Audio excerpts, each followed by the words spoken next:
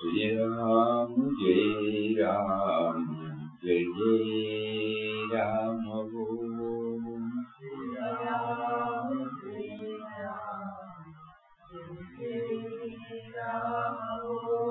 Shri Ram, Jai Ram, Jai Jai Ram,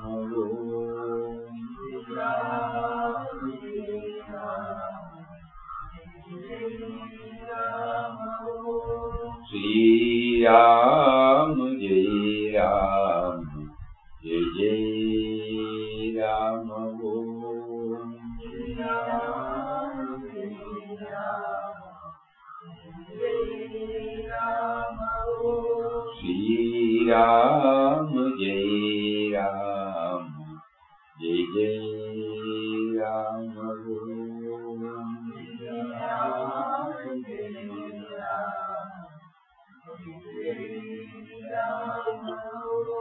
Shri Ram, Jai Ram, Jai Jai Ram,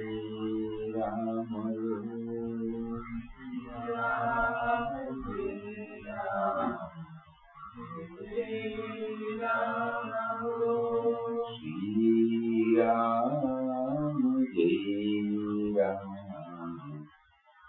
Jai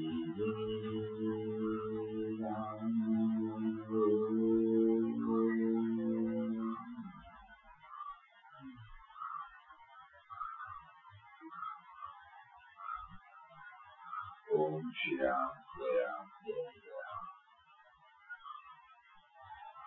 Hari Om to everybody. Today is 30th January. 30th January, you may forget the whole year. 30th January, October 2nd, may contain into something vanished.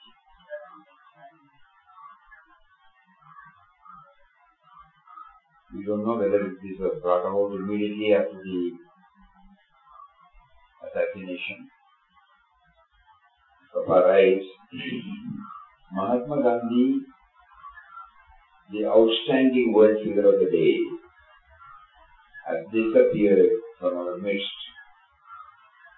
We know that only the physical part of him has perished, but that his immortal spirit still abides with us and dwells and will dwell always in the hearts of his admirers and devotees of the present generation, and also the coming generation for ages and ages. Essentially, Mahatma Gandhi was a sage of God man. He infused in the hearts of his followers all over the world faith in God, led them on the path of divine love, righteousness, truth. His principle of non-violence is nothing but the principle of universal love based on the realization of the supreme unity of all life on this earth. His deep anxiety for the welfare of humanity, his compassion towards the sufferers, the poor, the downtrodden, his sustained concern in bringing about goodwill, amity and harmony among people who sought to ruthlessly destroy each other's life and property, as displayed in the communal riots, and his untiring effort for the removal of injustice done to the Harijans or the so-called untouchables, mark him out as a benefactor of humanity unparalleled in the history of the world for many centuries past. Mahatma Gandhi toiled indefatigably for the good of India in particular and the world at large in general. Every day it is becoming more and more evident, after the mortal part of him was consigned to the flames, that his imperishable spirit is working with a greater intensity for awakening the world to the consciousness of his inherent unity. While the wave of mourning passes over the world, his ever-growing spirit seems to still to inspire and galvanize the hearts of people in different parts of the earth to the awareness of the supreme truth of God, or the one great master that determines the destiny of the human race. By striving to bring humanity nearer God than walking on the earth, he is yet, after leaving it, certainly working towards the formation of a universal brotherhood. His message of love and truth is producing a greater and more far-reaching effect on the minds of people now than when he was alive in the flesh. He has veritably aroused us all to the supreme need of the establishment of peace and goodwill on earth, and convinced us that strife, discord and war must disappear from the face of it. Sayings of Mahatma Gandhi's spiritual eminence do not die. As a result of the supreme sacrifice which he made, may hatred and ill will be eradicated from the hearts of men all over the world. May mutual love and friendliness prevail, so that the entire humanity live together in harmony and in peace. The above tribute to his exalted and illuminated soul cannot be complete without making mention of his predominantly devotional nature and unshakable faith in the name of God. By unbroken communion with the divine, through the practice of Ramana, he became a radiant devotee who dedicated his life for the service of God and humanity. Verily, there is no easier way of linking the soul with God and beholding Him everywhere than constantly remembering Him by the utterance of singing of His holy and all-powerful name. Many years ago, when we were going through some of the unpublished articles, we found their writing. The first spiritual touch came to him after seeing Gandhi at a distance. So that touch was the power Gandhi held on those days. Now, probably, he is essentially a man of God.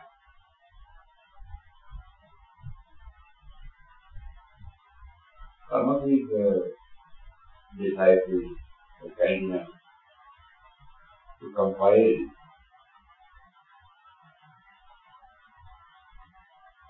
essential spirituality from the various talks and books, and they brought it out under the caption Pathway to God, where he, many of you might know that he did not undergo any traditional approach to spirituality. He was very much with the activities. He was leading a family life, professional life for some time, social life. But later on we find, especially after his brief stint as an educator at Artla in South Africa, the change came. When you are thrown out to the trade, because of the then prevailing system in South Africa, where whites and blacks are different, blacks cannot occupy the same seat. So when he was thrown out from the train, the Mahatma in him started slowly coming. And it got fully blossomed. And after he wound up his interest in South Africa, there he started experimenting even in South Africa. Cross-strike on, Phoenix on, where we find only his teachings fully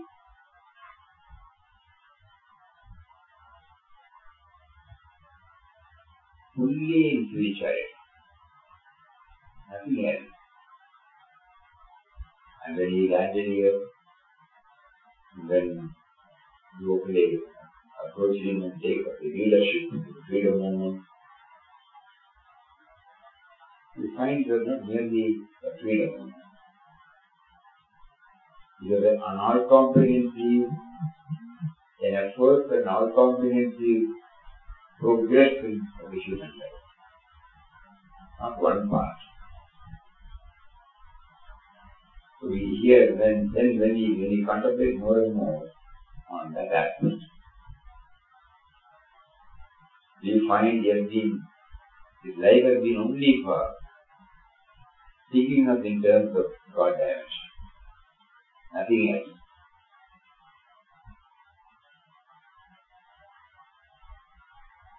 Mullah and directly there.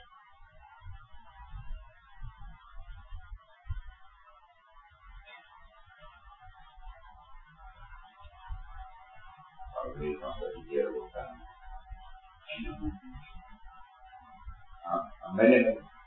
Sorry, you go with me. We just came here to hear this. We will hear now some of these words. So simple, uncomplicated. God is certainly one against the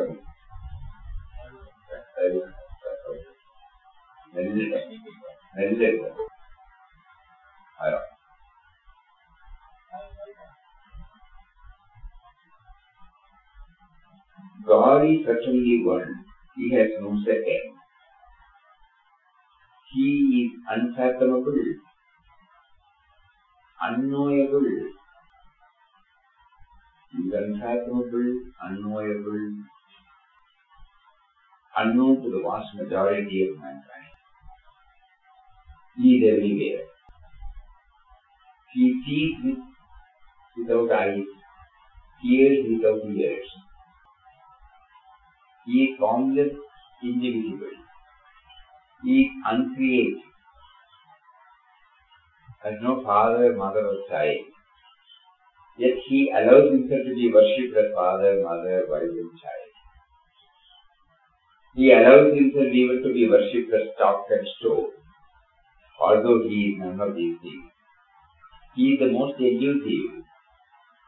He is the nearest to us, if we would but know the fact. But he is farthest from us when we do not want to realize his omnipotence. One paradox. God is certainly one. He has no second. Unknowable and unknown to the vast majority of mankind. He is everywhere. He sees without eyes. What does it mean? Hears without ears. He sees without eyes.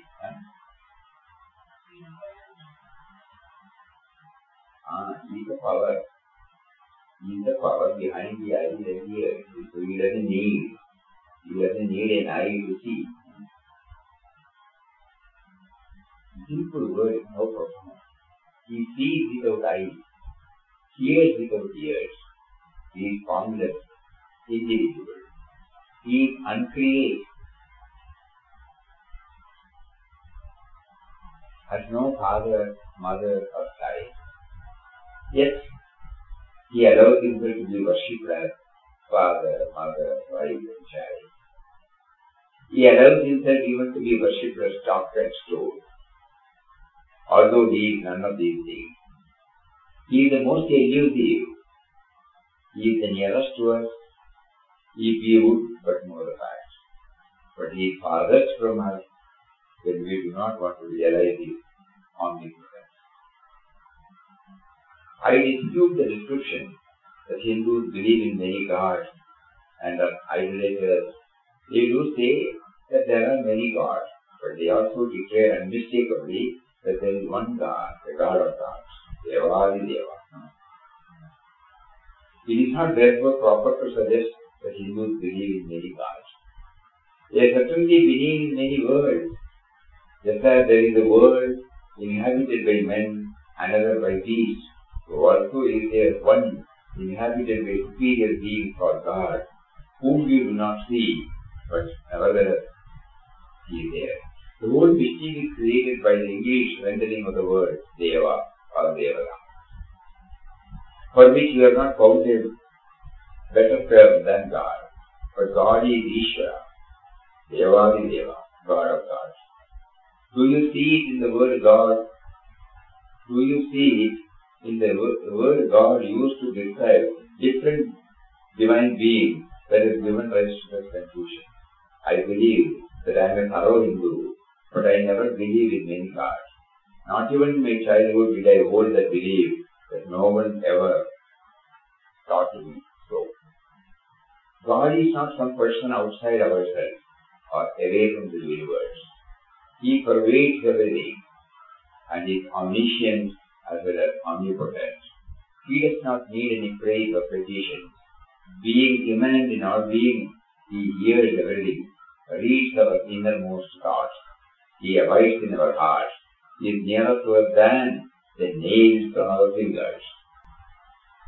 He abides in our hearts and is nearer to us than the nails on our fingers. God is then not a person. He is the all-pervading, all-powerful Spirit. Anyone who hears Him in his heart has accession of a marvelous force or energy, comparable in result to physical forces like steam or electricity, but much more subtle. There is an indefinable mysterious power that pervades everything. I feel it, though I do not see it. It is this unseen power which makes itself felt and yet defies all proof, because it is so unlike all that I perceive through my senses. It transcends the senses. With the analogy, what a beautiful description is given about within this paragraph. In small words. This is not to be read like this. Those of us who are striving to get clarity on the word God, it will surely help us. I do dimly perceive that while everything around me is ever changing and ever lying, there is underlying all that change a living power that is changeless, that holds all together, that creates, dissolves, recreates. This informing power is, or spirit is, God.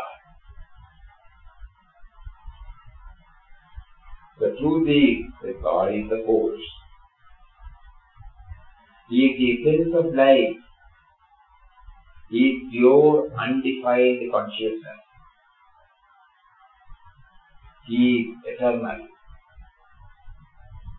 And yet, strangely enough, all are not able to derive either benefit from or shelter in the all-pervading living person. Electricity is a powerful force. Not all can benefit from it. It can only be produced by following certain laws. It is a lifeless force. Man can utilize it if he can labor hard enough to acquire the knowledge of its law. The living force which we call God can simply be followed if we know and follow His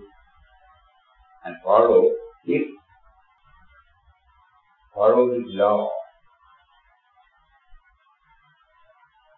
The living force which we call God can similarly be followed if we know and follow His law, leading to the discovery of Him in us. God is an unseen power residing within us. There are many powers lying hidden within us, and we discover them by constant struggle.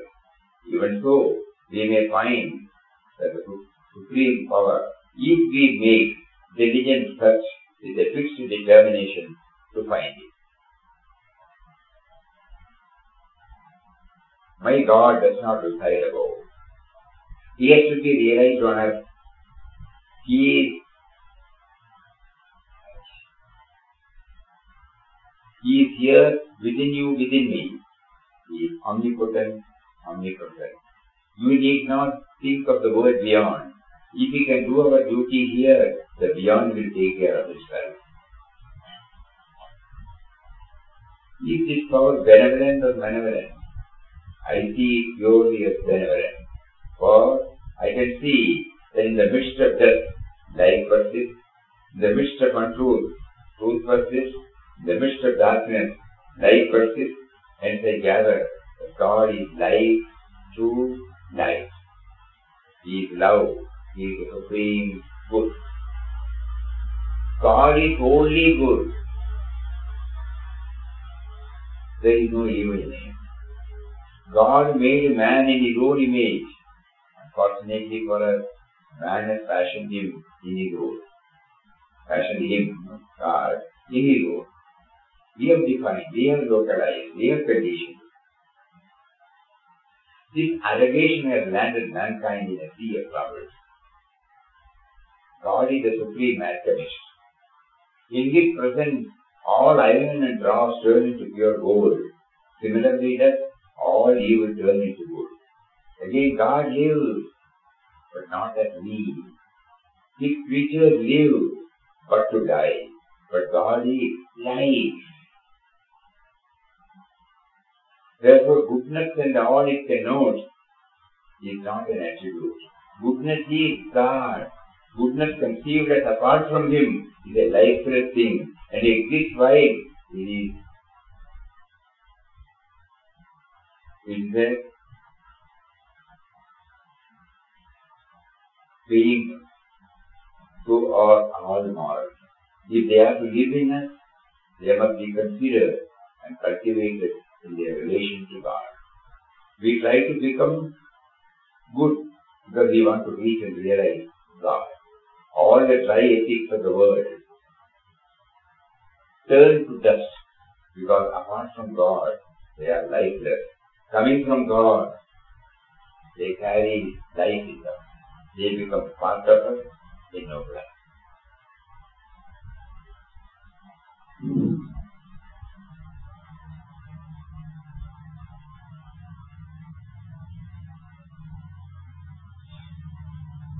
So He is a mysterious power. He is life. He is nearer to us than the nails on our body. Something for us to take.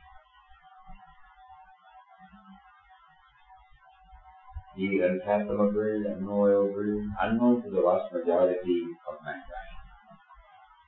He is everywhere. He sees without eyes, hears without ears. He is formless, indivisible. He is beginningless, uncreated, beginningless. Yet, and has no father or mother or child. Yet He allows Himself to be worshipped.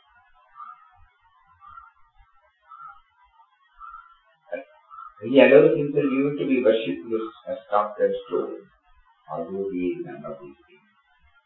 He is the most elusive. He is the nearest to us. We feel but know the fact.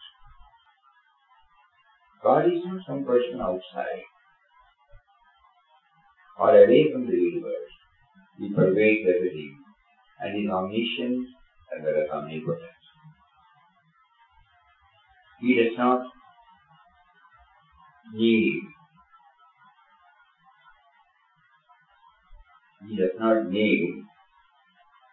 any praise or petition. Being immanent in our being, He hears everything. He reads our innermost mind. He abides in our heart. He is nearer to us than the nails on our fingers. He is then not a person. He is the all-pervading, all-powerful Spirit. Anyone who hears Him in his heart has accession of a marvelous force and energy comparable in its result to physical forces like steam or electricity, but much more certain. When we say He is absolute power, it means that He is not relative. He is not? Relative. Relative, yeah. Relative means nothing to compare, Absolute is absolute. Relative is the opposite of absolute. Incomparable. That is why all of us are struggling to understand. Because he does not come under the knowable. That which has been conceived by us so far about God or spirituality is not the truth. Approximating to the reality we may be trying to understand. Because he is the very subject, the power because of which the words are now coming out, that power. The power because of which the eye see, that power. The power because of which we hear, that power. How can you bring it? That is a mysterious force. He is elusive. You cannot catch him and put him in a place. He is all pervading. These words will be definitely helpful if we try to make use of it during our inward journey. And this will lead us to the universal vision. Because it is there in everybody. Not only in one person who knows it. Later on, Gandhiji will say that. He is available to everybody, even if he allows himself to be denied. That is why he is called Karunanidhi. He is called Dayalu, Kripalu. Each one we have to keep on thinking.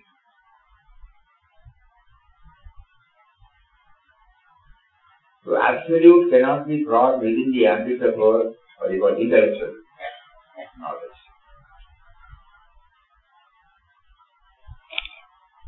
We are trying to understand him through this, and that is the method we have understood right from our childhood.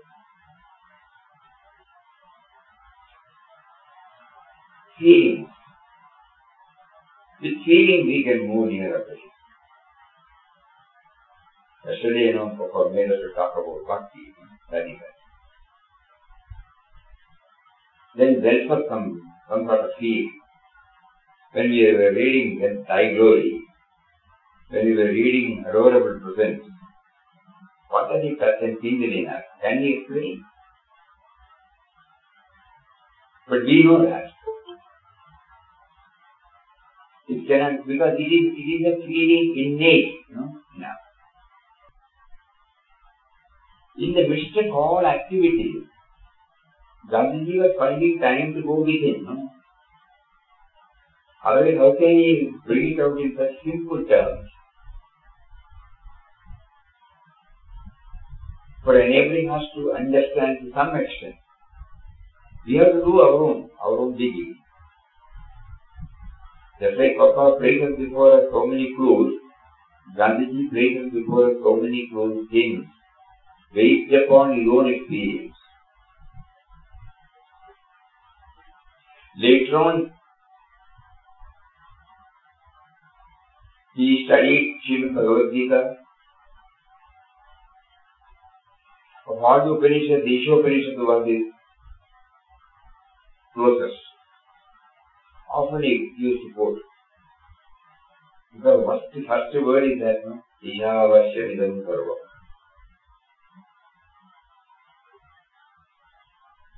God is the all-pervading.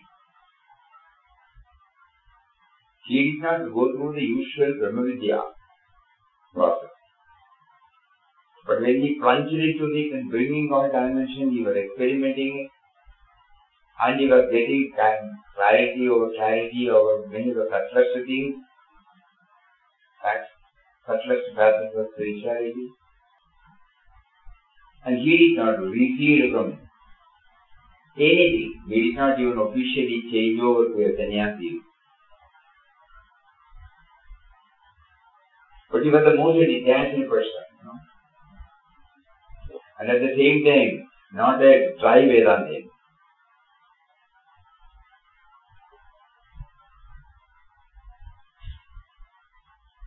That is why Papa held him in such high position.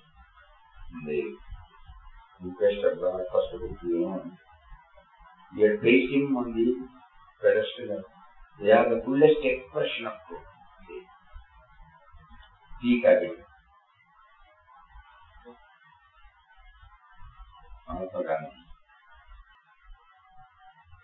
Many years back, when we were going through some of these, we were clearing certain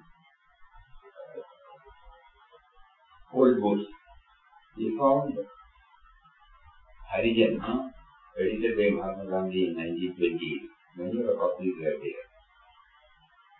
The Papa was a regular reader. Even in the first chapter, you will find the books that inspired him included Young India and Ethical Freedom. Gandhi. Why, he was Gandhiji was directly linking spirituality with the common run of life.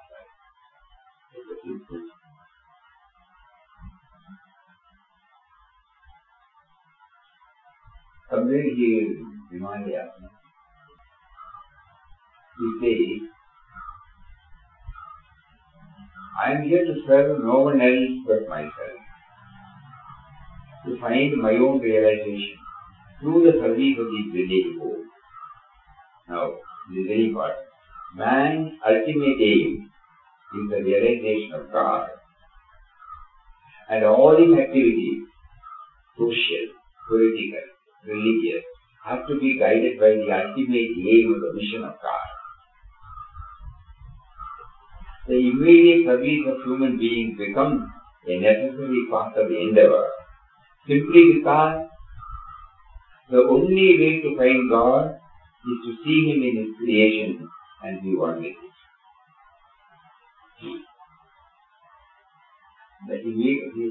I am here to serve no one.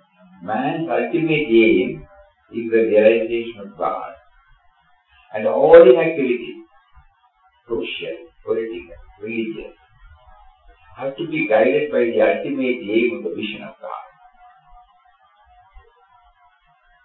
The immediate service of human beings becomes a necessary part of the endeavor, simply because the only way to find God is to see Him in His creation and be one with it. I am part and parcel of the whole, as the WHO is.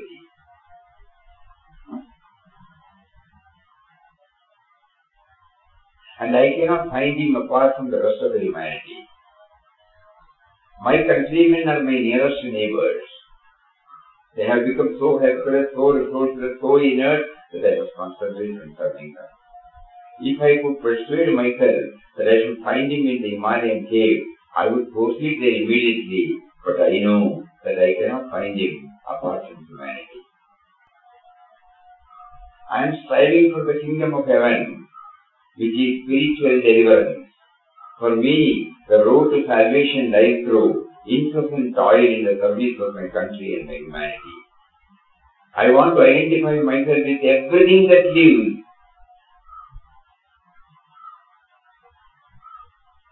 In the language of the Gita, I want to live at peace with both friend and foe. My patriotism is for me a stage on my journey to the land of eternal freedom and peace. Thus it will be seen that for me there is no politics devoid of religion. They subserve religion. Politics, bereft of religion, is a death trap because they kill the soul. A life of service must be one of humility. He who could sacrifice his life for others has hardly time to reserve for himself a place in the sun. Inertia must not be mistaken for humility. True humility means most strenuous and constant endeavor, entirely directed towards the service of humanity. God is continuously in action without resting for a single moment. If we should serve Him or become one with Him, our activity must be unwearied. Weariness, unwearied activity. However, there may be momentary rest in store for the It is separated from the ocean, but not for the drop in the ocean, which knows no rest. The same is the case with ourselves. As soon as we become one with the ocean in the shape of God, there is no more rest for us, nor indeed do we need rest any longer.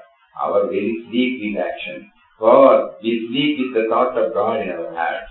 This restlessness constitutes the true rest.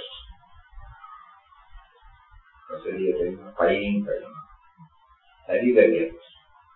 This never-ceasing agitation holds the key to peace ineffable. This supreme state of total surrender is difficult to describe, but not beyond the bounds of human experience. It has been attained by many dedicated souls, may be attained by ourselves as well. It is easy enough to say, I do not believe in God, for God permits all things to be said of Him with impunity. He looks at our acts, and any breach of His law brings with it not His vindictive, but His purifying, compelling punishment. Swamiji, what about an atheist? What about? Atheist. Atheist. Who is inside? That is why he allows himself to be denied.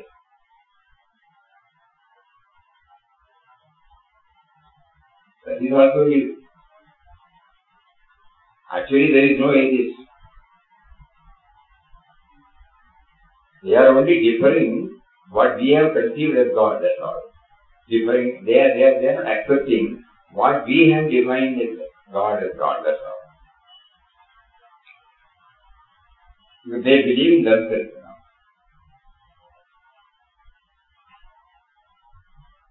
When we have this clarity that He is the Spirit behind it, then this devil will not be there at all. He himself says, just because we deny, we deny Him, He will not deny us anything to us. He himself says that.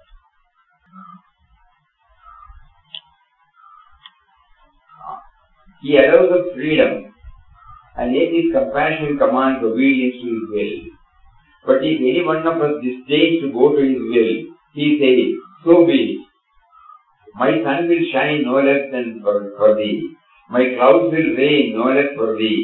I need not force thee to accept my faith. For such a God, let the ignorant dispute the existence. I am one of the millions of wise men who believe in Him, and I have never tired of going to Him and singing His glory. God is the hardest taskmaster I have known on earth.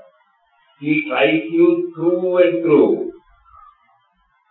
And when you find your faith is failing, or your body is failing you, and you are sinking, He comes to your assistance somehow or other, and proves to you that you must not lose your faith, and that He is always at your beck and call, but on His terms.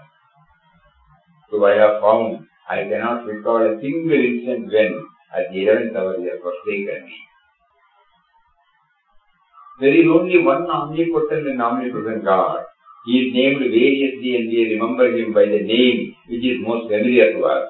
Each person can choose the name that appeals most to him. God has 1,000 names, or rather He is nameless. We may worship or pray to Him by whichever name that pleases us. All worship the same Spirit. But as all foods do not agree with all names do not appeal to all. Each chooses the name according to his association, and He, being the indweller, all-powerful, omniscient, knows our inmost feelings and responds to us according to our desires. Man can only conceive God within the limitation of his own mind. What matters then whether one man worships God as a person, another as force? Both do right according to their lives. One need only remember that God is the force among all the forces. All other forces are material, but God is the vital force of spirit, which is all-pervading, all-embracing, and therefore beyond human ken. We may not be God, but we are of God. Even as a little drop of water is of the ocean. Imagine it torn away from the ocean and flung millions of miles away. It becomes helpless, torn from its surroundings, cannot feel the might and majesty of the ocean. But if someone could point out to the ocean, that is the ocean, its fate would revive. It would dance with joy, and the whole of the might and majesty of the ocean would be reflected in it. I don't think anybody can give clarity like that. We may not be God, but we are of God. Because we are not also reading, na? Amevangshu Jivarogi. Even as a little drop of water is of the ocean. Imagine that it torn away from the ocean, flung millions of miles away, it becomes helpless, torn from its surroundings, cannot feel the might and majesty of the ocean. But if someone could point out to it that it is the ocean, its fate would revive. That is what Satsanga. Every time we feel we are an individual, carrying a big baggage, and we find there is no answer to many of our questions, we don't have any solutions to many of our problems, to many of our challenges, then somebody comes, a spiritual professor comes, a good man, a wise man comes, and he says, faith in God will survive. God will do this, only a test. Our faith survive. It would revive. It would dance with joy, and the whole of the might and majesty of the ocean would be reflected in it. That is what Papa has been doing to all of us. Every time we forget that we are the finite, limited soul, individual. Through his various teachings, he cuts us, changes, enthuses, awakens us. You are not what you assume yourself to be. You are that.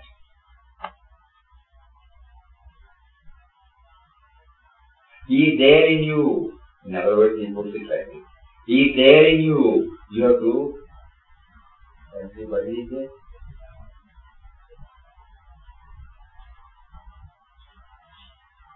There is no need for intermediary. Switch on your wire for direct communication. Why do you deny him in your heart? Switch on your wire for direct communication. Why do you deny him in your heart? When he is there, why do you deny him?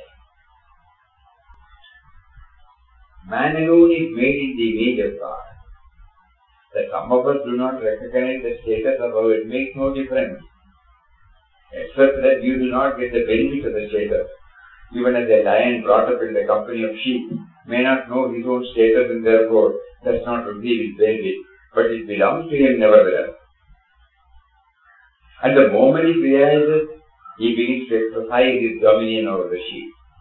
But no sheep masquerading as a lion can ever attain the lion state. And to prove the proposition that man is made in the image of God, it is surely unnecessary to show that all men admittedly exhibit that image in their person. It is enough to show that one man at least has done so. Of course, when we used to cook, with our firewood, nowadays it may not be necessary because we used to cook our gas. Every now and then, we put in the vessel, water, rice and boil it. Every now and then we will come and take, not the whole thing, one, and feed it like this, whether we just reach the boiling point. Similarly, he says, not that God should advertise himself through every form, one. It is enough to show that one man at least has done so. And will it be denied that the great religious teachers of mankind have exhibited the image of God in their position? Our existence as embodied beings is purely momentary. What are 100 years in eternity? What if we shatter the chains of egotism, melt it into the ocean of humanity, we share its dignity? To feel that we are something is to set up a barrier between God and ourselves. Simple enough, but how profound that we have. One day we can definitely, one day can be exclusively set apart for this particular sentence. Such much profound it is. To feel that we are something is to set up a barrier between God and ourselves. To cease feeling that we are something is to become one with God. In this book, they have beautifully combined under different categories, so that just like, the peak seems to appear in the peak and some glimpses of the divine mission. These transcendence has also come, but it is not being categorized. Here, everything has been categorized. And Gandhiji is working in part. Wherever he has stopped somebody or time, unlike today, there is no recorder or somebody has to immediately pen down in shorthand and then type it out. 20 or before that, even before 20. He himself has written, it's my experiment with the truth.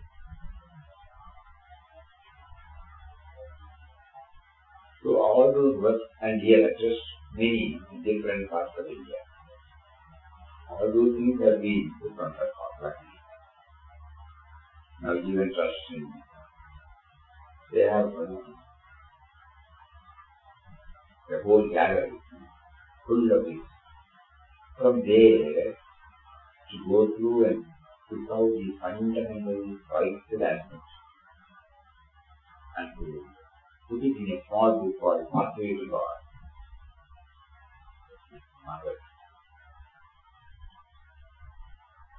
When we first happened to go through this book, when we had been to Mumbai, we were taken to bookshop, Gandhian book. There we happened to see this book. Somehow the title describes us, just like the interest of God, the pathway to God. So we immediately got a few copies, all costless, not costly.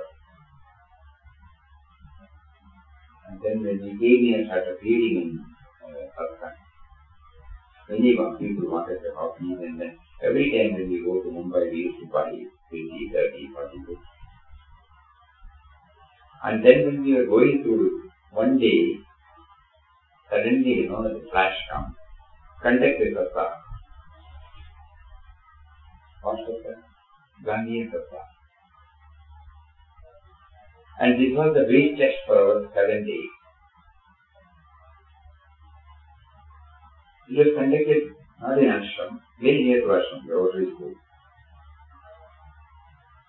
Nearly 70 to 100 people were regularly attending. 7 days.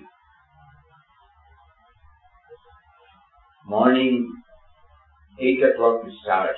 It comes to a close by 9 o'clock or 9:30 in the night. Can you imagine? Going through the different facets. In between we have some bhajans, then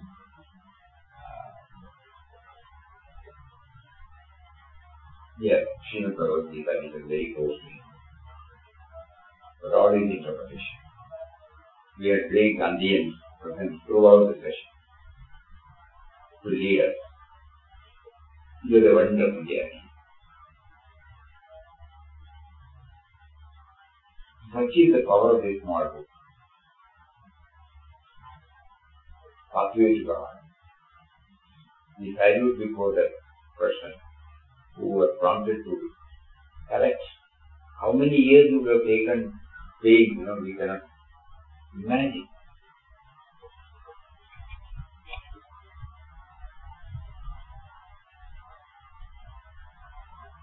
Oh, the supreme ideal.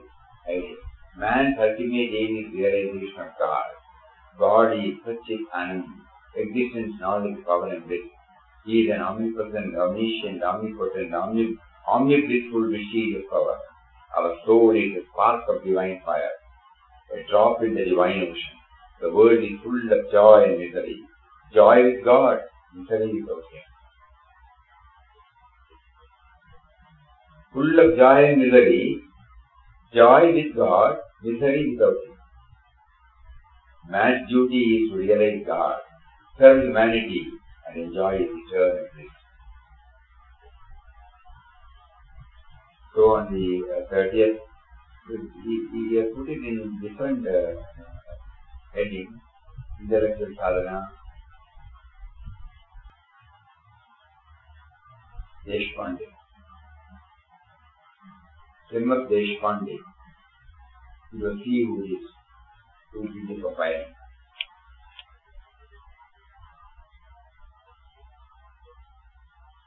3 parts this book has: intellectual, moral, spiritual. The intellectual aspect consists in the clear conception regarding the nature of God, soul, and the world, their relation with one another, and the primary duty of man. Gandhiji soon realized the futility and impossibility of reasoning out the existence of God. God exists because we exist. Simple. God exists because we exist. Really, we are not. He alone is. If we will be, we must certainly sing His praise and do His will. This is the first criteria. He keeps on telling. Moral aspect of Gandhiji sadhana concerns the fight with the inner force, namely vices and the acquisition of cardinal virtue. In fact, our attempt at the cultivation of virtues would automatically bring about the elimination of vices. That is the moral aspect. And the spiritual aspect of the sadhana practice and preached with Gandhiji consisted of a living faith in God, heartfelt prayer, meditation on Ram Nam, self-surrender. Unshakable faith in God.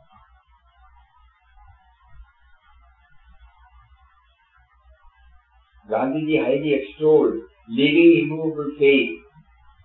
Intellect takes us along the battle of life to a certain extent, but at critical moment it fails us. Faith transcends reason. It is when the horizon is in darkness, the human reason is beaten down to the ground, the faith shines the brightest and comes to our rescue. Faith is not a delicate flower that withers under the tightest stormy weather. It moves mountains, jumps across the ocean. The faith is nothing but the wide-awake consciousness of God within. He who has achieved that faith wants nothing. Bodily disease, he is spiritually healthy. Physically poor, he rose in spiritual riches. Prayer is the next spiritual sadhana performed by Gandhiji. He himself was essentially a man of faith and prayer.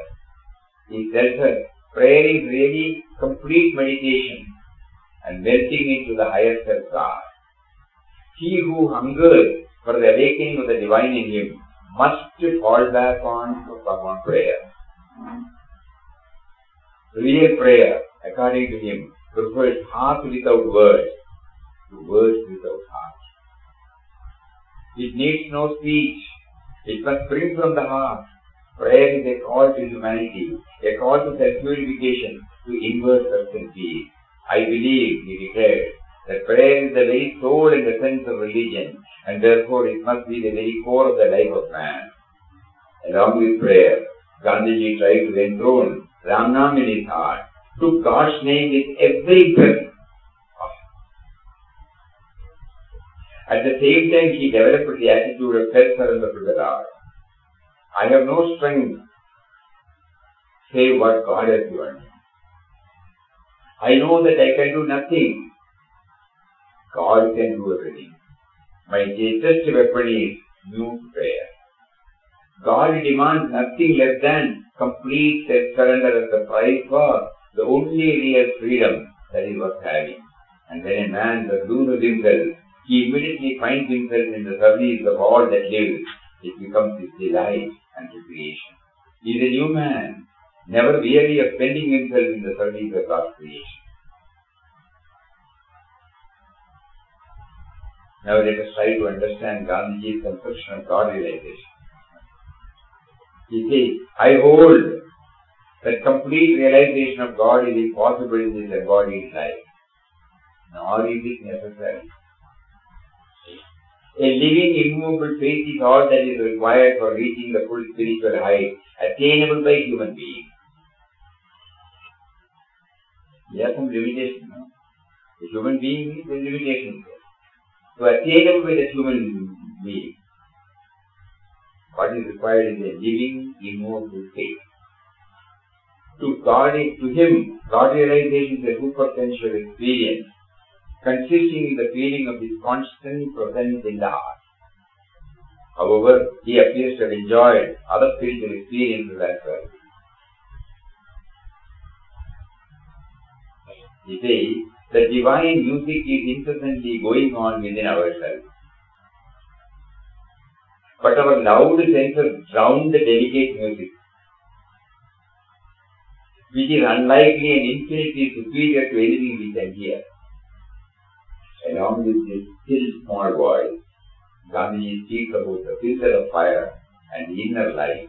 When the light corresponds with the prompting of the inner voice, then the spark has a flash of inspiration. Gandhiji appears to have received messages, heard actual words emerging from the inner voice. So that is how we remember in 30th January. It is really a boost in our spiritual journey. Because here he is bringing out everything from his own experience. His heart is speaking to us. Directly from the oven, as we say, directly from his experience. And everything is told in simple language, easily understandable to our mind and body, in the intellect.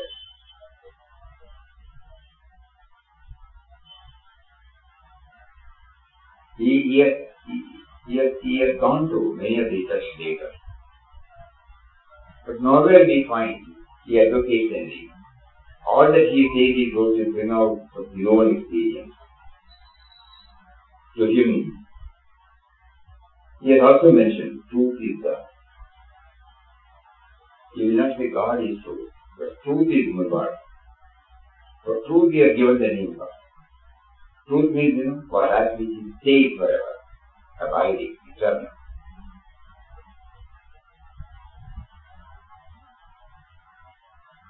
So, to all the hearers or viewers, I would strongly suggest that if there is any possibility for you to get a small book, it's a small book, probably about the dusty cut, slightly bigger inside that round. Like any small book,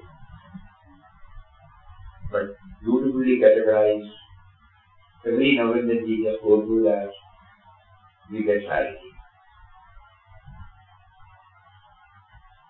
When we read Papa's book, along with that when we read on some page, some text, especially on Ramnam, there are many incidents. He believes in Namapati. Have you ever heard Gandhiji being admitted to a hospital during his 79 years of life? He was born in 1869, huh? Yeah. 79, till 79. He dropped his body in 79. So that means we have never heard. Not that he is free from physical sickness, but he will experiment with nature cure and faith in God.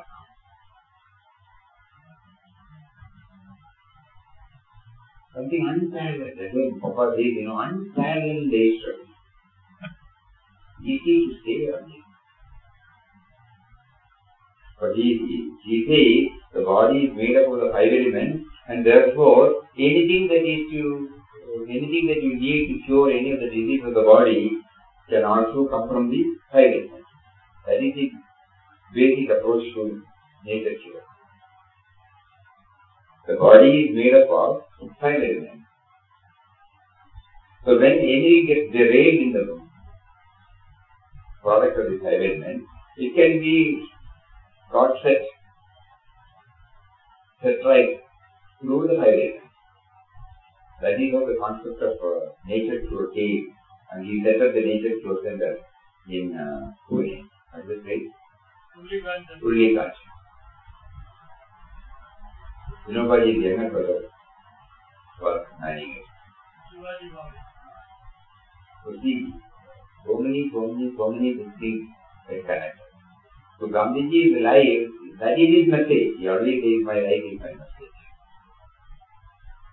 Be the change. Always he says that. So whenever we want any message, just go to his life and come out. We were reading like Amalokar. He was not diverting himself, isolating himself from the rest of the society. He was very much with everybody, throughout, during the sadhana period and after the attainment period, till the last moment. He was very much with everyone.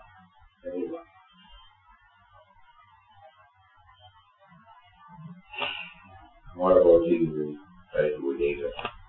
So with a heart full of gratitude and reverence to his holy personality, we pray to him now. We keep it in our hearts in the form of remembrance to guide us towards what all he stood for. Om Shri Ram, Jai Ram, Jai Jai Ram Guru. Shri Ram, Jai Ram, Jai Jai Ram Guru. Shri Ram, Jai Ram, Jai Jai Ram Om.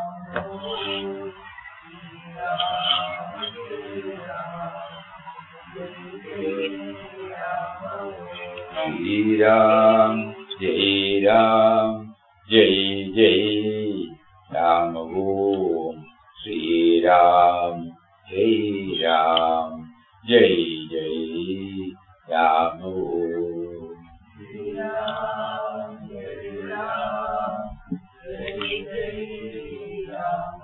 Om.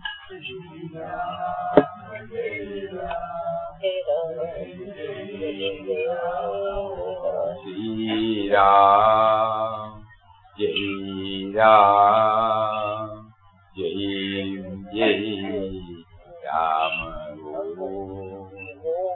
Shri Ram, Jai Ram, Jai Jai Ram Guru.